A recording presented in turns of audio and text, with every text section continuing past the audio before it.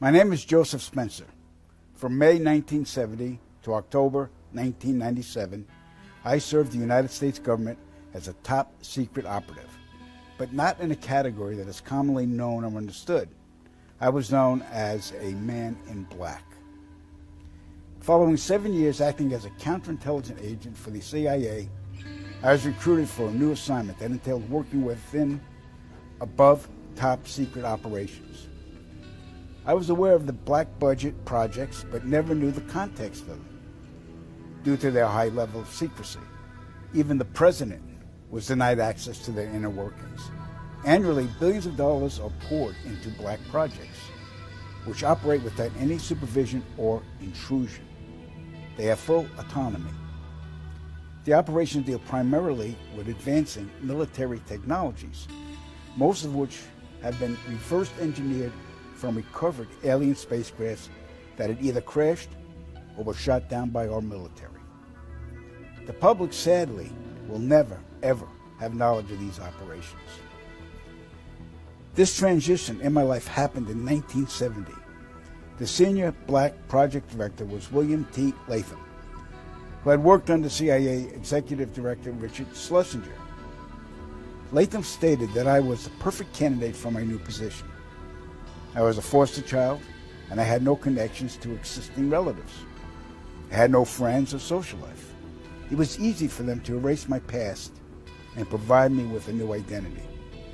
I gave myself to them as a priest would to his God. But first, my mind had to be erased. I was injected with various forms of mind-altering drugs, LSD, heroin, mescaline, morphine, sodium pentothal, and more. Drug-induced hypnosis followed with antegrade and retrograde amnesia. The goal was to program me to do two things: kill and forget. After 9 months of programming, I had become a man in black. What I later discovered was that not all the men in black were human. About a third were alien hybrids. Their distinctive feature was the absence of whites in their eyes, giving the impression of empty eye sockets. This unsettled me, and it took months to adjust to the reality of alien integration. My assignments largely dealt with UFO sightings and crash sites. In August of 1971, I witnessed my first UFO crash site just north of Edwards Air Force Base in California. Inside the craft were 3 grayed humanoids, 2 dead, 1 still alive. Also in the craft was a human female abductee. The alien humanoids were transported to the base, but 2 witnesses had arrived before us and took several photographs. The first surrendered his camera, but the second fled. When we apprehended him, he resisted, and I was ordered to silence him, which I did. The killing of witnesses was executed with a wand that acted very much like today's taser, but the voltage from the wand would cause immediate cardiac arrest, and the victim's death would be attributed to natural causes. We silenced countless victims, not only men, but women of all ages and even teenagers.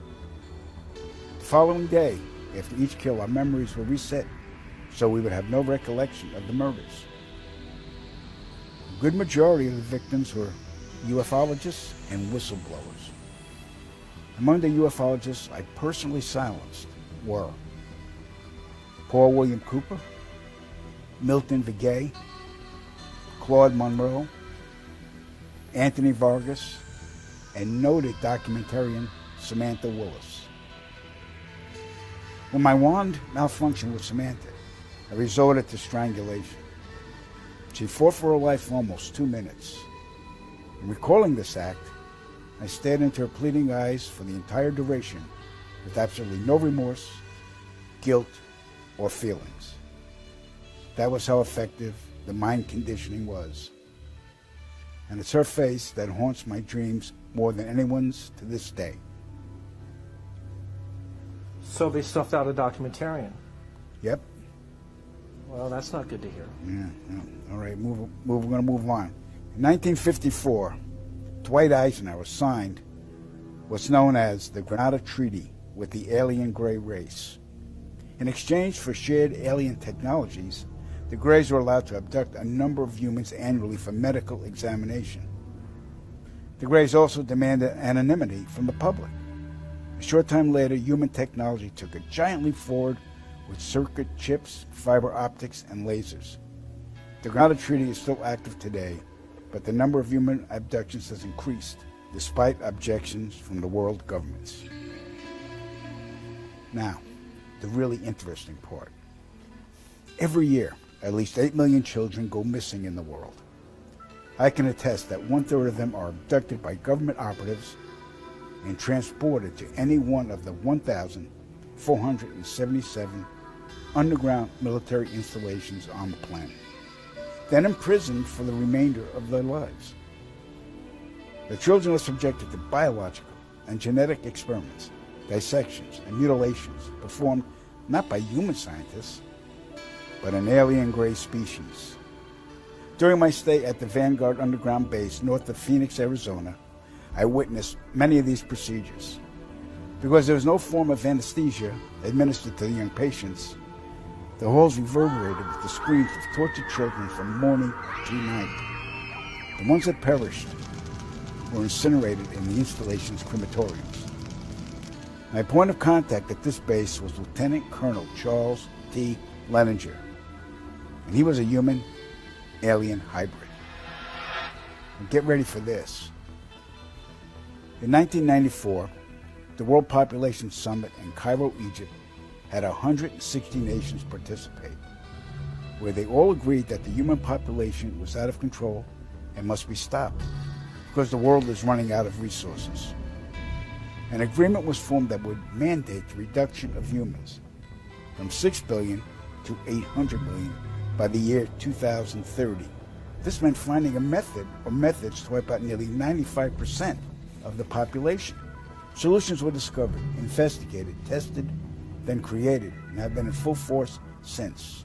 The procedures have been inflicted onto the human race are as follows. 1. Toxic levels of chemically enhanced fluoride have been secretly added to our drinking water over the last 20 years in every city and community on the planet. I personally oversaw the delivery of fluoride barrels to Denver, Chicago, Tampa, and Minneapolis water departments.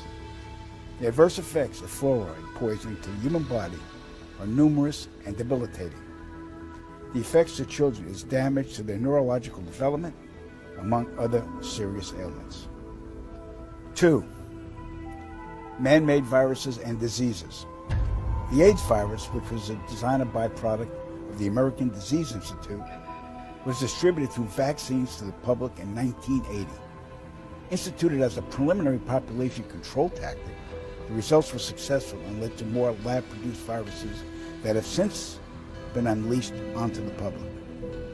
Among those is the development of a mutated version of the common flu to replicate the 1918 influenza pandemic that killed 40 million people. The first strain of this new flu virus will be released to the public in late 2017. So if we see a flu outbreak in the late 2017 or early 2018 that's killing people, we'll know this is true. All right. 3. Killing us from the air with neurotoxins, barium chloride, cancer microbes, and viruses by way of chemtrails, released into the skies daily over all inhabited regions by military aircrafts. The effects of these toxins are severe and over time lethal, causing respiratory ailments, cancer, damage to the immune systems, and sterilization in men.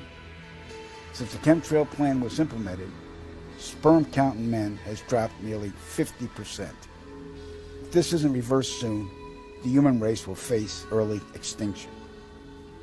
Now the grand finale. This is some scary shit. In March 1997, an event known as the Phoenix Lights became the most infamous UFO sighting in history.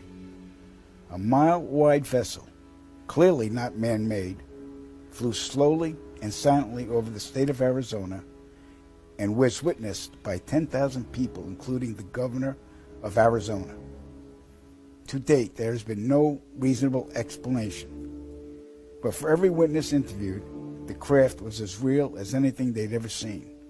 Their lives were transformed. They now believe that we truly are not alone. However, there is another truth, for I know what they really saw. 1986, while stationed at an underground installation near Boulder, Colorado, I was introduced to Project Skybeam by Lieutenant General Andrew Garris. I was then led down a corridor and into a large hangar, where a stealth bomber hovered only 20 feet above me. I stood there confused. Then Garris looked over at me and smiled, then asked if I was certain of what I was seeing. I replied, of course. What else could it be? I was then shocked to find out that this wasn't a real craft. It was a projected hologram. Since the early 1950s, scientists have been developing holographic technology, and over the years improved it to a state that we can only imagine. As I stood there staring at the bomber, which looked so absolutely real and solid that I could reach up and touch it, I contemplated the possibilities. What if this projection was 1,000 feet up in the sky? How would anyone know that that was an illusion? The Phoenix Lights craft, witnessed by 10,000 people, was the first grand-scale skybeam test upon the public. It succeeded beyond expectations. In October 1938, Orson Welles unleashed his War of the Worlds radio broadcast to the American public. It was so realistically portrayed, vast portions of the population went into panic. Terrified citizens scrambled to evacuate their cities in droves. America had been easily tricked by very simple means. To amplify this response, those who are truly in power of not only our country, but all the countries on the planet, and who are the true purveyors of the depopulation process, have formulated the final stage of their sinister plan. In the year 2024, a global event will alter the course of mankind's future. The world will stand witness to a massive alien invasion. Thousands of projected holographic alien warships will blanket the skies, sending people into a global panic. Real military crafts within the holograms will inflict actual damage to the surrounding areas to sell the gimmick. And as a result of the ensuing human chaos, a one-world government will immediately form without any resistance from the people. They will be the new world order. Once this happens, we as a people will be doomed to enslavement and accelerated depopulation. With that said, the only hope for human salvation is to acquire and spread the knowledge of these activities and agendas. Resist, retaliate, then conquer this imposing enemy. The time is now, as humanity is rapidly approaching its final days.